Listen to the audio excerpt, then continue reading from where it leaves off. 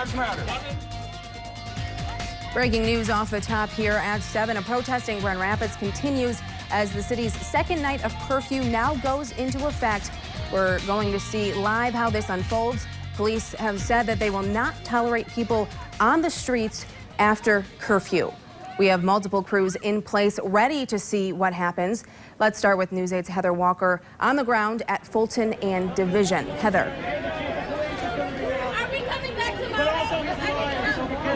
Yeah, it is 7 o'clock. Curfew now has just started, and you can see behind me some people have decided to sit on the ground. Others are still standing here. Protesters have not left, and GRPD behind these lines, those two vans are ready to take people away to jail. You can see beyond that, officers from State Police and Grand Rapids Police Department are gearing up. You can see right here the National Guard are putting on their gas masks. So that's indicating there may be some tear gas dispersed into this crowd. But it is 7 o'clock. It's curfew. That means people need to go home. But these protesters are not going home. The entire time they've been asking the police, and specifically the police chief, to stand with them, to walk with them. And he has said, not today, another day. That was not good enough for them. They wanted him to show some form of solidarity. Now here's the rest of the National Guard. They're now putting on their gas mask as well. 637. Preparing. And if you scan to our left here, these protesters, they're still out here speaking to police, trying to have their voices heard. Everything has stayed peaceful. The entire time of this protest, they've stayed peaceful, but they have stayed vocal, trying to talk to them and tell them that they just want some kind of solidarity, to know that Black Lives Matter, and to know that violence at the hands of law enforcement will not happen again. Grand Rapids Police Department is making some sort of announcements, but it's hard to hear because we're here peacefully. People are yelling. Protesters are yelling. You don't need that shield. You don't need that helmet. Now, Heather, I am wondering, we heard from the police chief a short time ago, one of the reasons he cited not voicing, or I should say walking with protesters, demonstrating with them, is that they did not give get prior approval for holding this demonstration downtown. He also says he believes most people are not from Grand Rapids. Do you have any indication of the accuracy behind that statement? I surveyed people living out here. They say they all live in Grand Rapids. Some of them aren't from Grand Rapids. They're originally from someplace else, but they now live here and call Grand Rapids home. And protesters said, you know, why not do it today? They said, we're peaceful. We're not trying to hurt anyone. We just want you to walk with us and say that you hear us and you're with us. And the mayor came down here too, as well as the city manager, for a very brief moment. They stepped out, they checked out things, and then they tried to duck away in a car. I reached out to them and said, hey, how are things going? Tell me why you came down here. And they said, we just want to check things out, make sure everything's safe. And they said, no problems in the city. And we have not heard of any violence in the city. So you out here just the entire time? Or are you out here to stand up for what's right? I'm out here reporting on what's happening. Tell me why you're out here. Just for your money? Okay. So obviously a lot of people are very angry. So you can see right now there are protesters that are holding hands. Did you say black people are very angry? I said a lot of people are very angry. Okay. People are holding hands and they're putting up peace signs right now. Some of those protesters in front of the National Guard. I mean, emotions are high. People are very upset. Who you finna pepper spray? Who you finna pepper spray? You with that? So they are saying, so now police are still trying to make announcements to the crowd to go home because curfew is in place. All right, Heather Walker, thank you. We also have Leon Hendricks there. He picks up our continuing coverage right now. Leon, what are you seeing where you are? Yeah, Lindsay, we are right here behind the line of the National Guard and police that are getting ready to do what it takes to enforce the curfew of 7 o'clock here in downtown Grand Rapids. And what you see is a line here running across Fulton Street. of Humvees here. Up until now, there had been a line of National Guard members, and then there was a line of police. And just a couple of minutes ago, right there at 7 o'clock, as we went on the air here, they began to suit up with their gas masks. But we've been seeing over the past half hour, 45 minutes, a changing of the posture of the police. They came out, they started making those announcements. Clearly, they are handling this entirely different than what we watched happen over the weekend.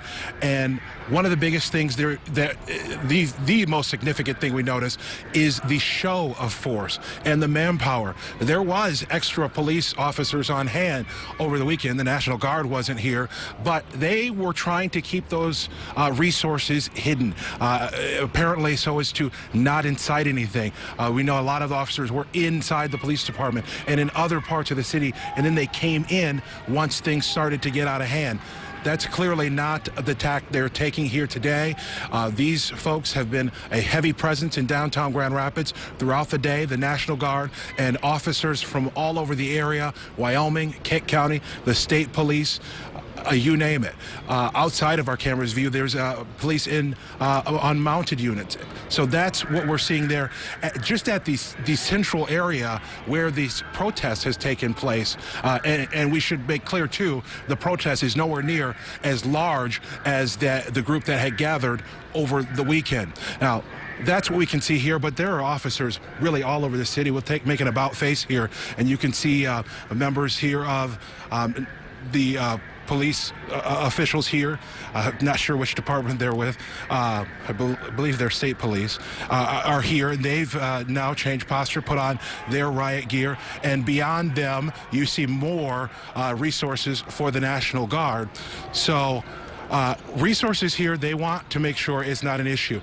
We talked to a number of law enforcement sources who said, you know, the issue was, Justin, let's get a look at what's going on. Police are starting to move in here. The issue was a manpower, that they were just so significantly outnumbered that they could not stop the damage and the carnage that we saw happen in downtown Grand Rapids. So what we see now is police, they've got their the bicycle units. They're now moving in to where the protesters are. Now they've got these Humvees here, bumper to bumper. Literally, we can't walk through. They're almost touching the two buildings of the line they're trying to make. So we've got that physical barrier in addition to the human barrier. But look at the police resources, and here we go. We're seeing bottles thrown. We are seeing bottles being thrown at members of the police department and the National Guard. All and right, there is our first. We do want to switch back over to Heather right now. Heather is a little closer to everything that's unfolding. Heather, what's going on?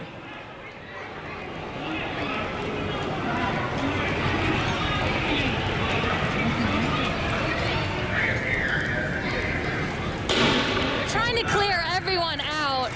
My photographer is in front of the line of bikes. So right now there's a line of side here right in front of Ionia off of Fulton. Out of the way. Trying to stay out of the way. And now the bikes are trying to move people farther back.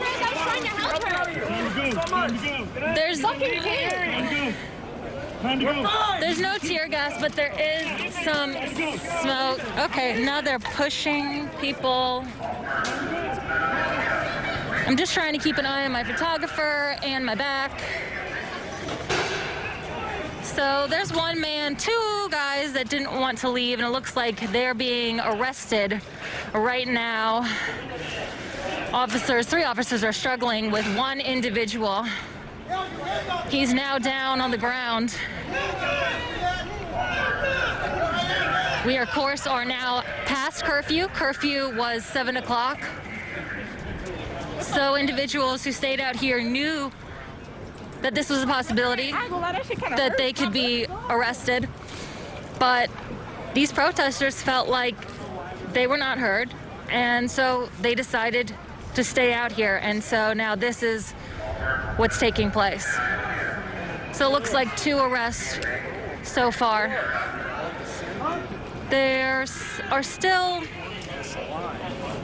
Heather, I'm wondering It's if hard to there's... decipher who's press and who's not. Heather, I'm wondering if there's any indication of how much that crowd just dispersed. Based on what we're seeing from the camera, it does appear that a lot of people took off, but what are you seeing from all vantage points?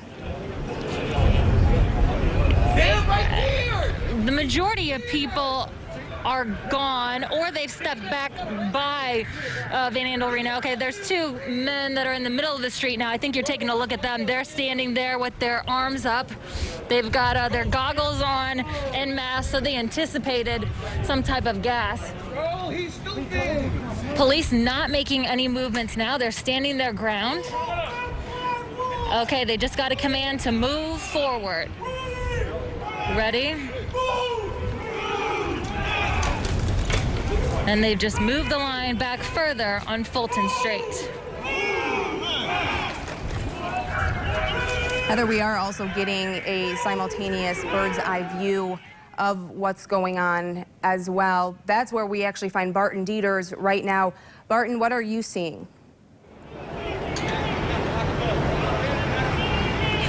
Yeah, this crowd is pretty much dispersed here as especially when the smoke grenades went off. That really prompted people to get moving. It is smoke, it's not tear gas, which for us is good news because we were right in the line of it.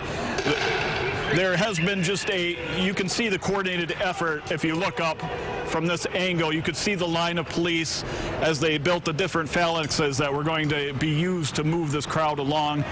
Behind this bikes, there's still more police. There are police on horses back there, but they haven't been dispatched yet. So police clearly had a plan in place to move this crowd out of here, and it's been pretty much effective. There really is probably less than 5 or 6 people that I can see that are really intent on not moving out. But for the most part, these folks have cleared. Okay, Barton, is there any the announcements indication? keep coming.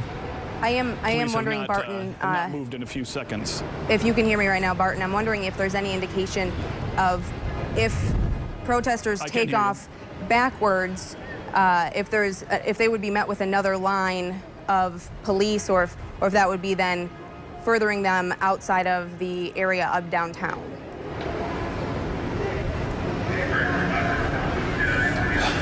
At this point, it looks like police are holding back to where they are there. There is a small group that is gathering. You can probably see it here just past the Ionia intersection. Police are observing them and probably figuring out what to do next, how far they're going to want to move him out. But it's just, like I said, it's a handful of people. For the most part, this protest has been dispersed. Okay, Barton, thank you. Much more. Barton, thank you. We want to get back to Heather Walker right now. She still remains close to those who have remained really close to that line of law enforcement and the National Guard. Heather, what's the latest there?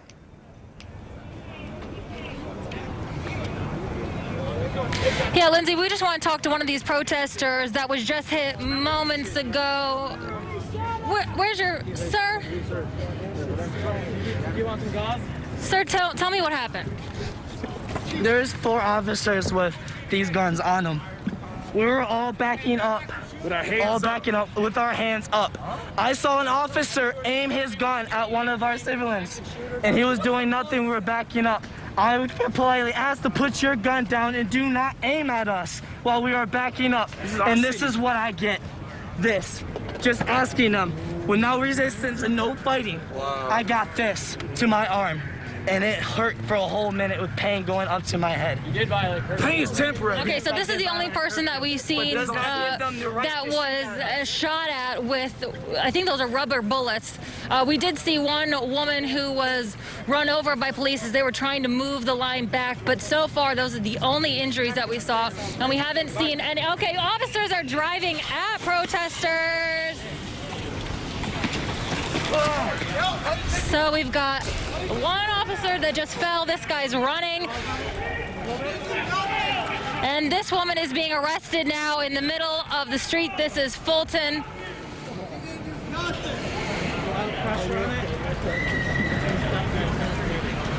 So some of these protesters refusing to leave, staying out here, standing their ground, trying to run from officers, and they're giving chase. And of course, now the protesters are far outnumbered. We've got every department out here in downtown Grand Rapids. Heather, is there any indication those on Okay, bikes, now officers are moving forward again. those who are moving forward, Heather, is that Grand Rapids Police, does that appear, or is it? Okay, we're gonna try to get out of the way so we don't get run over.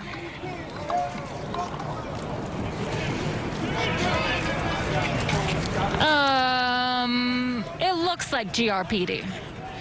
But now we've got them mixed in because I see Wyoming's badge right now on the front lines. Okay.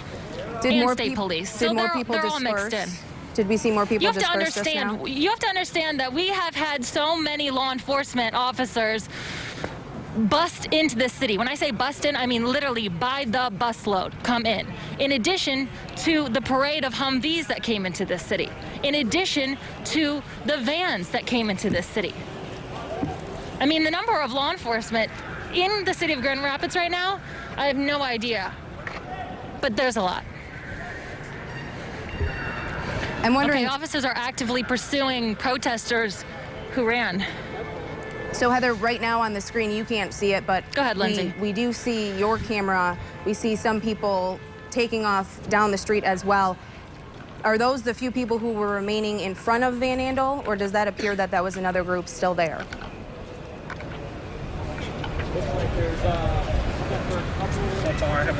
I'm sorry, repeat that question. I'm just trying to get a feel and give the viewers a feel if those who were taking off, we now are back to the bird's eye view on TV. It does appear that there are far less people there remaining. Just trying to determine how many people remain where you are close enough to that police line.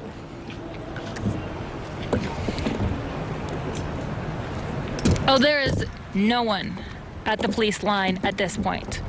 The protesters have backed up. The closest protester that's still here is a woman that got pushed down by police. She's at the corner there, right by 20 Monroe Live at Ottawa and Fulton. And the rest of the protesters took off on foot, and police were chasing them around the corner, and they may have just arrested one. Yep. So there's another arrest. Officers caught up with this protester who took off on foot, and now he's being walked back to be taken to the county jail.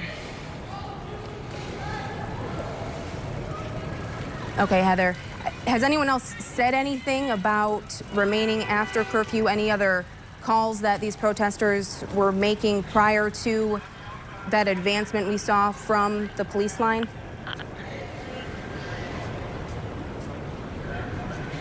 I mean, as we know from Saturday, anything can happen. Anything is possible. We're actually still hearing protesters further down Fulton, past Ottawa, that are screaming, "Hands up, don't shoot." Their message today was, we want a sign of solidarity from the police department, from the city, just some kind of sign. Walk with us, take a knee with us. And that was not given to them. They said, you know, if you walk with us or you give a knee with us, you know, we'll go home. But that didn't happen, and so protesters decided to stay out here. And right now, I have not seen the police chief or any other city officials. We saw the police chief once today, and we saw the mayor and the city manager for a brief moment much earlier today.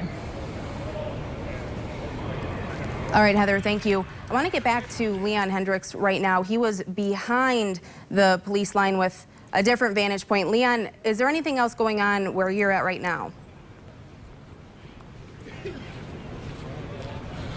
We've actually moved positions, Lindsay. We're now on the other side, kind of trying to get an idea of exactly where people are going. We're actually walking not far from where Heather is. But what we could see from our vantage point was just how organized and orchestrated this was. They clearly had a plan about what they were going to do at 7 o'clock. And that's what happened. There was what we could see as far as manpower standing in place, but there's all kinds of backup behind them. So that's what we're seeing now is sort of a second wave that's moved into place to hold that line. And as you said, they moved that line further down Fulton Street. And we know that there's more behind these officers. As Heather said, there are an enormous number of people, enormous numbers of law enforcement that are in place in downtown Grand Rapids. And as you watch live here now, they're moving their line further, though the only people remaining here in the streets, as far as I can tell it, are working members of the press. They seem to have indeed dispersed this crowd. Now, as far as what's next, the thing that's got to be on their mind is, okay, these folks have left. Some of them are being carted off to jail, but the ones that have cleared out, where are they going? And certainly the hope is that they're not doing any of the damage that we saw after they broke up the crowd last time. That's when all of the widespread damage in the downtown area took place, was after they ordered the crowd to disperse, and that's when those small pockets of problems across, and we're going to move here as this police line moves forward, but that is where the problems started to happen as the small groups went about town causing all the damage, and the police were just not in place to combat that. So that's what you're saying. The police are now holding yet again. We're coming up on the intersection of Ottawa and Fulton. They're getting closer there and clearly holding a line, enforcing this curfew in earnest. Right now, we'll send it back to you. All right, Leon, thank you. Let's get back to Heather Walker now. And right now, Heather, we're actually seeing a bird's eye view of someone else being taken off in custody. Have there been other people taken into custody as well in the last few minutes? Oh, yeah, I'm watching that as well from where I'm at. We're a little bit farther down. We're at Ottawa and Fulton, where there was just a line of cars that were honking their horns as they were taking off from the city, heading west from here. And to our right is the line of police that have now moved from Ionia, now almost to Ottawa. Looks like they have backup behind them. In addition to the officers who are on bicycles, they now have officers on foot who are continuing to move forward closer to the barricade that is now at Ottawa. At this point, I don't see any other protesters. I just see media. And there you're hearing some of the cars honking. Yeah, Heather, it certainly seems as though other than cars on the road, really all we're seeing is that line of officers on bikes trying to get people out from that area. Do you have any indication of where those cars are coming from? Were they potentially parked near Van Andel and it's people who were demonstrating and are now leaving? I mean, from the sounds of it, it sounds like they were protesters, because in addition to the honks, they're yelling out of their windows. So, you know, we shouldn't assume, but they're obviously in support of the protest if they are not the protesters themselves. And we are still hearing screams from down the street here on Fulton. And you have to remember, though, in addition to the officers that are here on Fulton, there are officers throughout the city enforcing this curfew that started at 7 o'clock and ends at 5 o'clock tomorrow morning. And are they still giving that air horn call so things for the seem curfew? to be at a standstill right now. Not where we're at. Where we're at, things seem to be at a standstill. Officers are just standing now at Ottawa with their bikes, and behind them, officers on foot also standing. All right, Heather, thank you. Let's get back to Leon right now. What are you seeing, Leon? Yeah, as Heather said, we kind of tried to fan out a little bit away from that original protest area just to get an idea of what's happening further out. And what we're seeing is an exodus. People getting into their cars and speeding away from here in some cases. Many of them still on their phones, appear to be on Facebook Live and broadcasting, shouting things out of their windows. They certainly haven't lost any of their enthusiasm about this issue. But as Heather said, there are police fanned out all throughout this area. Now, one of the big concerns is that we have this curfew that's in place here in Grand Rapids, but it's here in Grand Rapids. The protest or the curfew does not involve Wyoming, Kentwood, and the suburbs. And there had been some talk and some concern on social media about whether there would be problems there. But at this point, the curfew has not been expanded beyond the city of Grand Rapids. So what we see now, people getting in their cars and leaving. And we also see what may be somewhat of a welcome sign for the police in helping to at least keep people off the streets, is that rain is starting to fall. So it's starting to be wet and certainly uncomfortable for anyone to be outside. But as you saw, the folks who were gathered for that protest here today, it was definitely a smaller protest, but it was still very much packed with energy, passion, enthusiasm, and that did not appear to dissolve at all as those who were taking part of it were in their vehicles and driving away. So keeping the peace beyond that is definitely priority number one now. And this is where it gets challenging for the police departments, Grand Rapids and otherwise. When they're here, they're in one space, and it's easy for police to surround them and keep a handle on what's going on. But it's when they're spread out and there's not a containment zone that police have to respond. And of course, there's some strategy in folks who are looking to do damage. They're going to be going to where the police are not intentionally. So that's when they have to start responding to the 911 calls or the people who are spotting damage and reporting and sending patrols out and looking around. That's when they're going to have to start to, as they like to say, put the fires out throughout town. And we still hear protesters who are driving away yelling. Someone just yelled, "Black Lives Matter." So that's what's happening. Of course, the hope is certainly that folks are not going to try to cause any of the damage that we saw over the weekend. But police are going to be challenged in making sure that happens and responding to anyone who does indeed do such a thing. We're live downtown, Lindsay. We'll send it back to you. Leon, thank you. Barton Dieters, I want to get back to you right now. You still have that bird's eye view and obviously watch that advancement of the police line. It seems as though they moved at least a block, but kind of walk me through what that scene looks like right now there.